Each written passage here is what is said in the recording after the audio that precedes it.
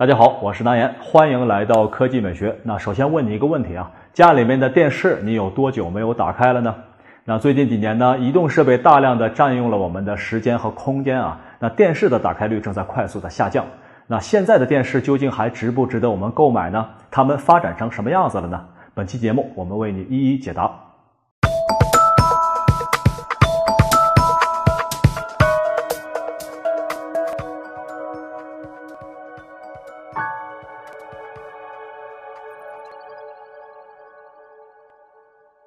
好，那首先可以肯定的是呢，其实电视厂商是很努力的啊。最近几年呢，大屏化、超薄化、高清化、智能化的4化电视正在成为主流。新兴的互联网公司呢，正在强力入侵这个看似已经十分成熟的电视机市场啊。而传统的电视厂商呢，也在紧紧追赶着互联网的潮流，生怕自己掉队。那本期节目呢，我们就以市面上2家非常有代表性的互联网电视厂商为切入，来看一看现在的智能电视究竟应该怎么选。它们分别是乐视的 X50 Air 以及小米的电视第2代。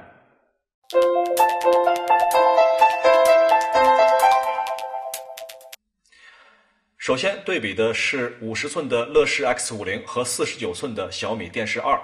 外观造型上，正面看呢，明显区别就是电视的底座。小米电视是2根简单的铝合金底角，而乐视是极具线条感的大月牙底座。不过呢，由于更大的重量，乐视 X50 月牙型的底座并没能像小米电视2那么稳固，轻轻摇晃的时候呢，乐视明显会晃动幅度大一些。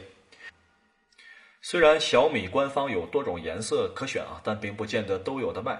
不过金属边框搭配黑色窄边呢，使得面板看上去还是比较有设计感的。而且边框一整圈，不像乐视 X50 露出一排螺丝啊，看上去更加整洁。需要指出的是，小米电视2的边框虽然好看啊，但边缘的棱角非常的尖锐，加上金属材质啊，皮肤掠过的时候会有刺痛的感觉。有淘气的小朋友的话呢，要注意了。而本月刚刚上市的40寸的小米电视2呢，则去掉了金属边框，4个边角呢也更加圆滑一些。虽然没有金属那么亮眼啊，但也很得体。那我们测试的是早前发售的 X50 普通版本啊。那目前乐视商城在售的 X50 Air 呢，只有张艺谋的归来艺术版。相对于普通版本呢，乐视的 X50 Air 艺术版呢，在外观设计细节方面进行了改进啊。采用了金属的边框，并且呢，在机身后背部呢，使用了聚碳酸酯工艺，达到了半透明的效果。那这样呢，消费者就能够通过背板看到机身内的电路板制作工艺。那买电视就是买屏啊，我们就先来看屏幕。那屏幕呢，当然是电视机最重要的部分了。屏幕的大小、细腻程度将会直接影响观看者的使用体验。在尺寸方面呢，乐视的 X50 Air 是50英寸，而小米电视的第2代呢是49英寸啊。当然我们还有一台40英寸的小米电视2也会给大家展示。而屏幕面板方面呢，小米电视2采用的是 LG 的 4K 超高清 3D 面板，以及瑞仪光电顶级的背光模组。而乐视 X50 Air 呢，采用的是顶级屏幕供应商 Innolux 提供的 4K 面板，同样支持 3D 功能。那抛开纸面参数啊，来看实际的效果，我们将2台电视的显示参数都调到一致，播放高码率的 4K 视频来看效果。可以看到呢，即使是在同样的亮度100、背光50的情况下，小米电视2还是会更加亮一些啊。而乐视 X50 啊，人物肤色可以看出稍稍偏暖一点。而且呢，由于亮度和色温的影响呢，色彩饱和度也要更高一些。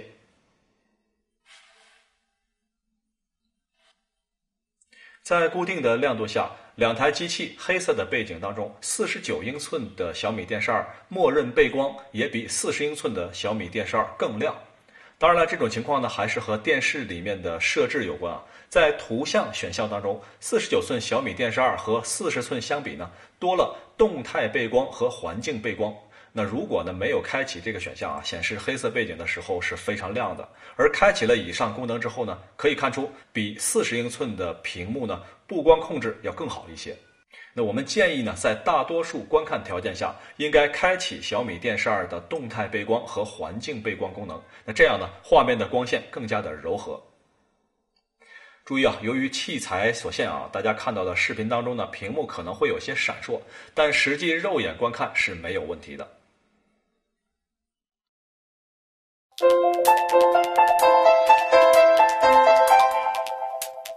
那由于现在市面上的智能电视呢，大都采用了安卓系统啊，每次开机要加载很多的内容，那加载的速度不可能有那么快啊。我们下面呢就来看一看这两台电视在开机速度上会有怎样的表现。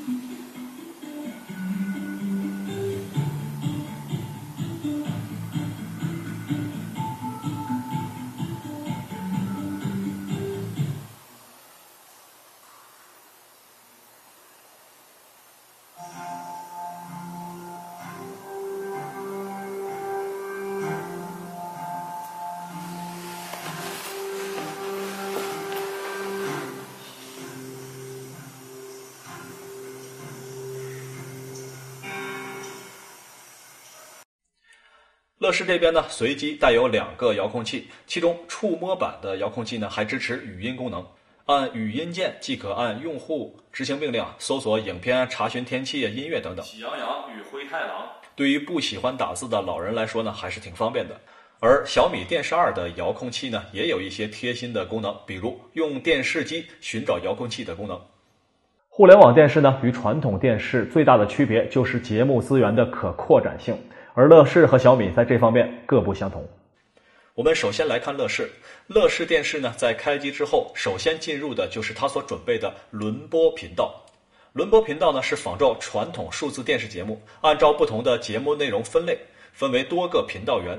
每一个频道呢，都是24小时不间断的连续播放节目，并且呢，节目之间是没有任何广告的啊。果然付了费就是不一样啊。节目呢虽然是按照时间线连续播出的，但是如果你希望回看之前播放的节目呢，只要返回选择即可。那如果你希望看到接下来将要播出的节目呢，同样选择点播即可。当然了，一些特殊的频道是以直播节目为主的，比如乐视的体育频道。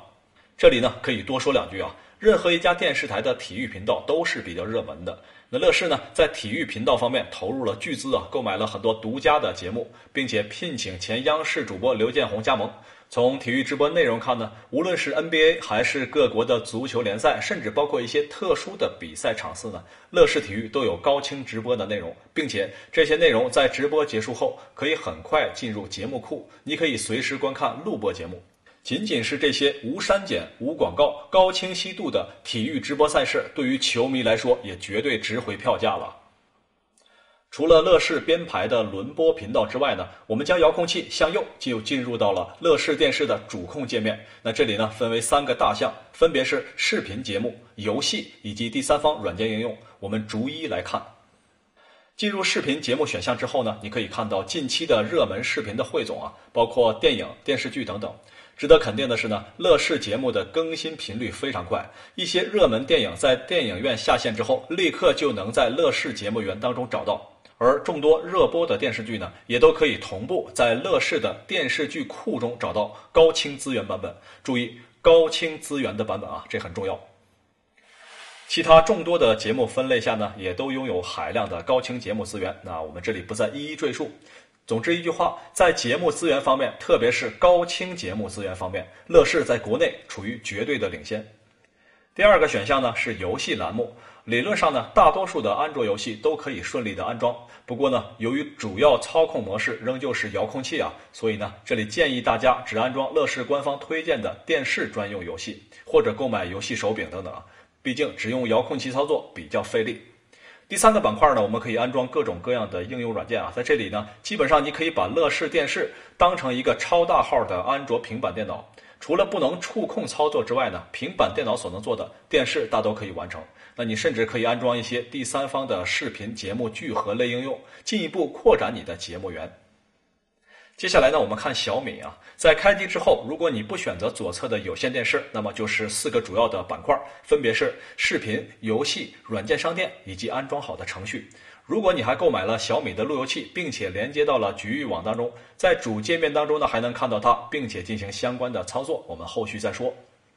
我们首先进入视频板块，同样是将近期热门的视频聚合整理，板块分类也比较清晰。但是当我们进入到这些板块当中，特别是和电影有关的板块当中，你会发现大量需要付费才能观看的内容，包括近期主推的一些热门电影，也只提供了封面和预览。一旦你点进去就只能试看，让人很着急啊。在电视剧和其他娱乐节目以及儿童频道当中呢，节目的数量也远不如乐视这边，而不同节目的清晰度同样差别很大。总之呢，小米电视的节目源当中，电视剧板块勉强及格，而电影部分呢则令人失望。那后面的游戏以及应用商店在使用上和乐视商店类似，不再赘述啊。值得一提的是小米路由器板块。那如果你是小米的忠实用户，那么小米电视加小米路由器加小米手机能够给你带来很好的智能体验。你可以将自己找到的节目资源通过小米手机远程交给小米路由器去下载，回到家之后呢，就能在小米电视上方便的观看。当然了，这个过程需要你学习。目前呢，小米在节目源方面不能令人满意啊。当然，这不只是小米一家的问题，很多传统电视厂商同样面对着巧妇难为无米之炊的困境啊。那这时呢，我们就需要借助第三方的视频聚合平台软件来弥补这部分的短板。不过呢，由于这些内容比较敏感啊，我们就不便过多介绍，请大家呢记住下面这张图里的软件，自己去电脑上下载啊，再用 U 盘拷回到电视上安装。抓紧看，很可能明天就被屏蔽了。有了这些第三方的视频源呢，可以暂时解决很多所谓互联网电视的节目问题。不过呢，这些软件毕竟属于灰色地带，随着咱们国家版权管理的完善啊，这些软件呢并不稳定，随时可能消失，所以并不能够作为长期稳定的储备。综合来看呢，包括小米电视在内的大多数智能电视在节目源方面仍有太多需要补足的，这也是为什么小米近期投入巨资在版权内容上。那尽管小米很努力啊，但仍需要时间。怎样才能加入科技美学的公众微信呢？我们打开微信，选择通讯录，点开订阅号，点击右上角的加号，在查找公众号的框中呢，输入科技美学，看到那个熟悉的图标了吗？点击就可以加入进来了。如果你不嫌烦的话呢，还可以将科技美学的账号添加到你的桌面。在科技美学的公众微信账号呢，有关数码的任何问题，你都可以向我提问。每天呢，我都会以语音的形式回答大家的问题。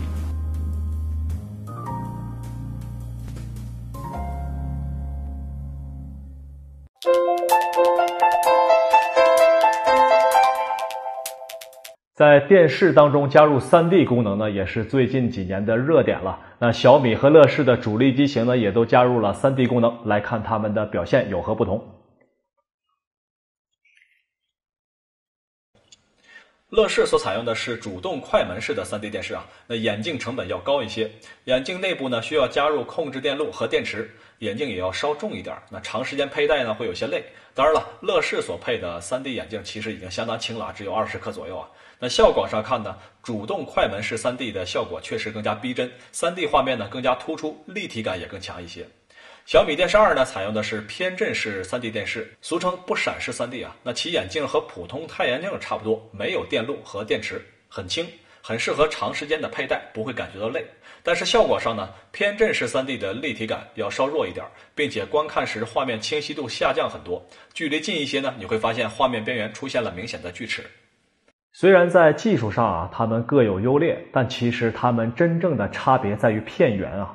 我们上面所说的这两种 3D 技术呢，其实都不是新生的技术了，都已经出现了很多年。而之所以没有得到大面积的普及呢，就是因为 3D 片源的匮乏。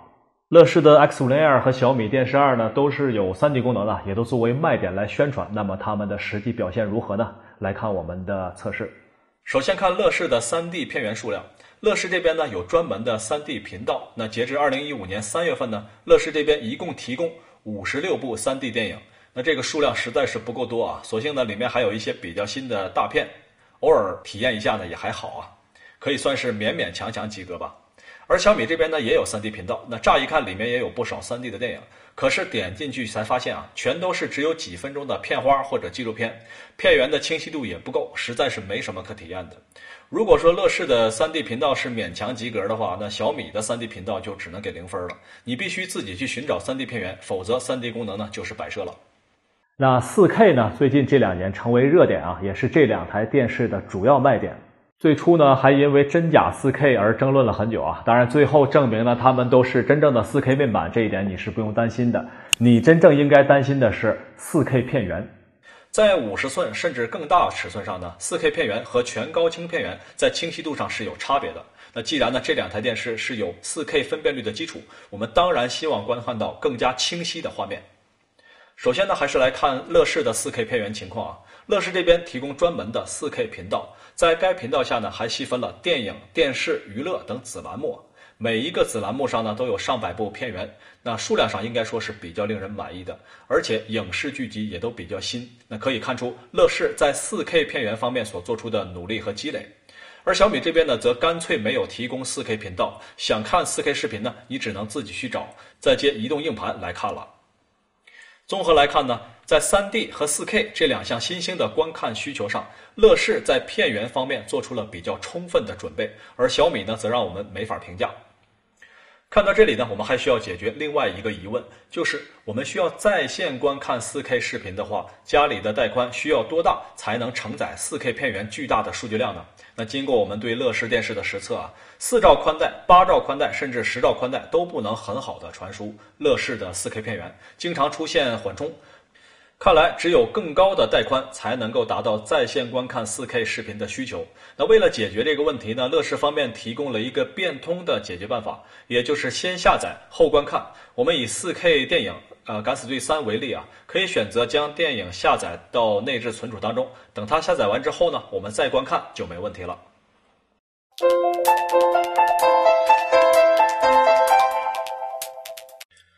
对电视来说呢，只有当图像和声音2者完美的结合，才能被称作家庭影院。所以呢，这几台电视机在声音方面的表现同样是我们考察的重点。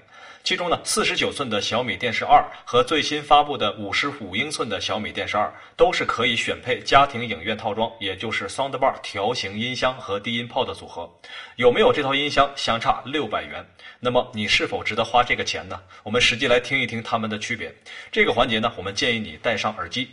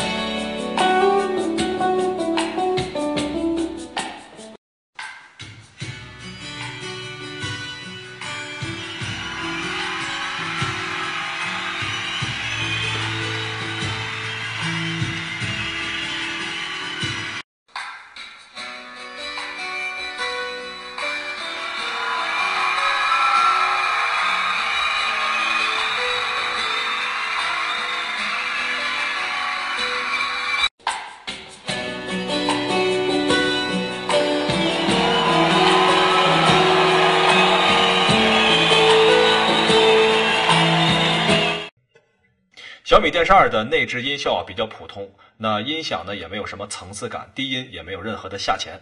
用我朋友的话来说呢，就是能出声啊。而乐视电视呢要稍好一点啊，同样的声音听起来没有那么干涩，重低音呢也有一些体现。小米电视2呢在连接 Soundbar 音箱之后，让人耳朵一亮啊，即使我们不开很大的音量，也能听到声音饱满了很多，各种乐器层次分明，低音的亮感也非常充足。看电影的话呢也更加震撼。那如果你预算充足的话，我们认为音箱的这笔投资值得。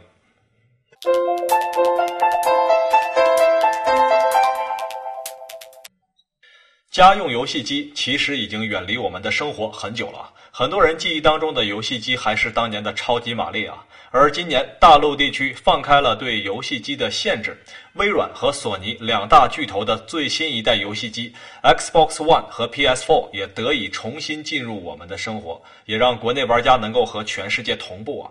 也许游戏机和电视的组合能让我们重新回到家，坐在客厅里没有限制和顾忌的好好放松一会儿啊。Xbox 系列出色的体感设备能够让你的游戏体验空前的丰富和有趣儿，能带给你网络游戏所没有的亲身参与感。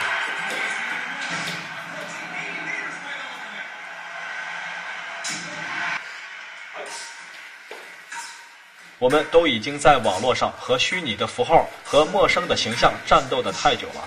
游戏本来的样子应该是和你的家人、朋友和同学们在一起面对面的交流。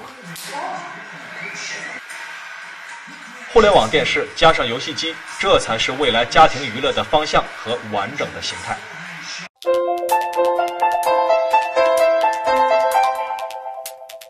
乐视超级电视 X50L 呢，首次购买价格为2999元，加上980元2年的服务费，一共是3979元，还有运费120，一共是4099元。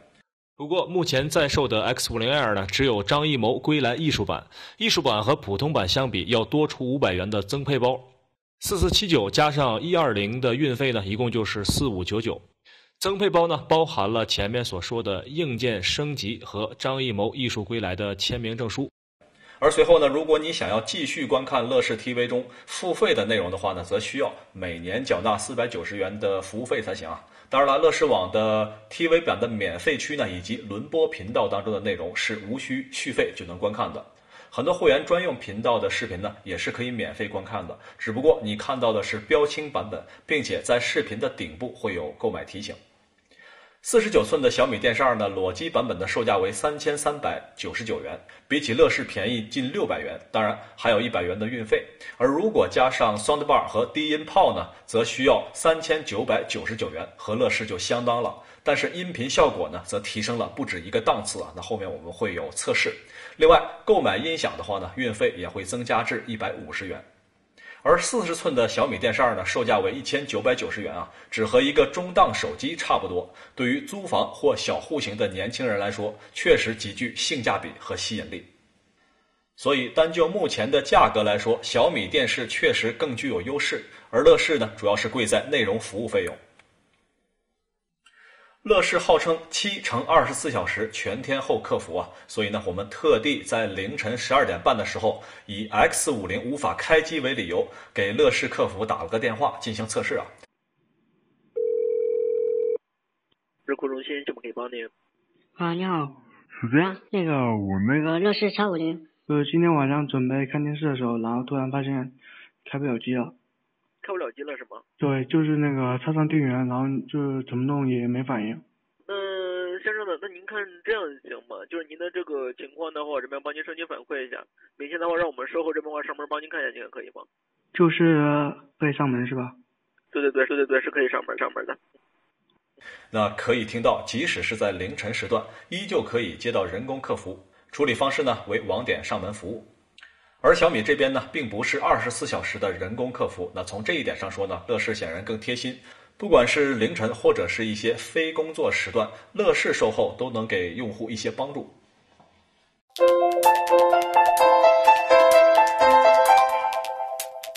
那么具体到乐视和小米这两个厂家的系列电视产品，应该怎么选择呢？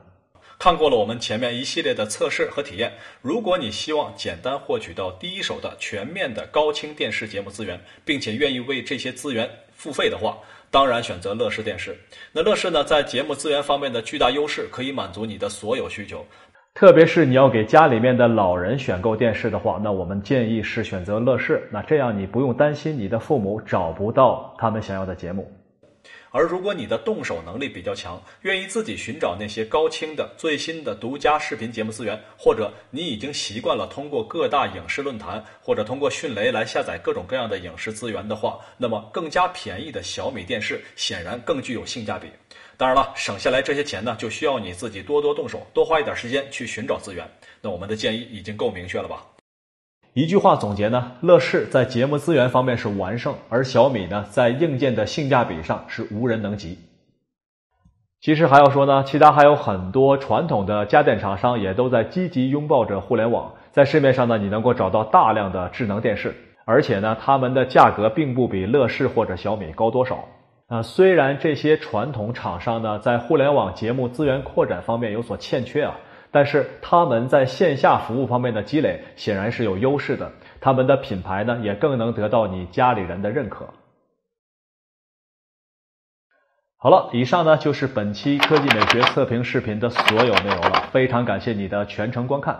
想看到更多客观真实的数码产品测评呢，你只要搜索科技美学就可以了。也非常欢迎你访问我们的官方网站、官方微博，特别是我们的公众微信，每天呢我都会在这里和你共同的交流。好了，这里是科技美学，我是南岩，我们下期再见。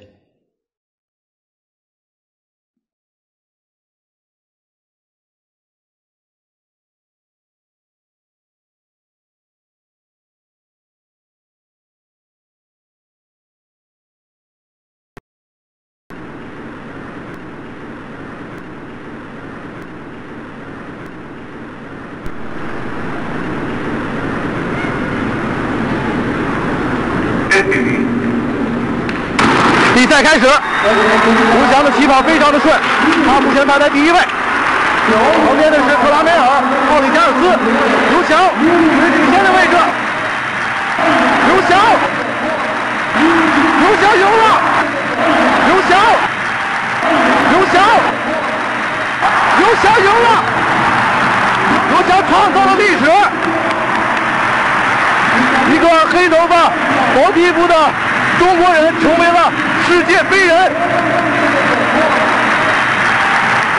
刘翔获得了世界冠军、奥运会冠军。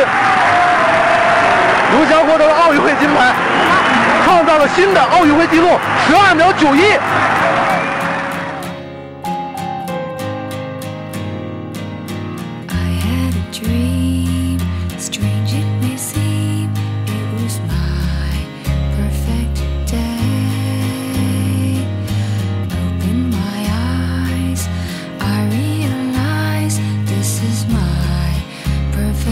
Day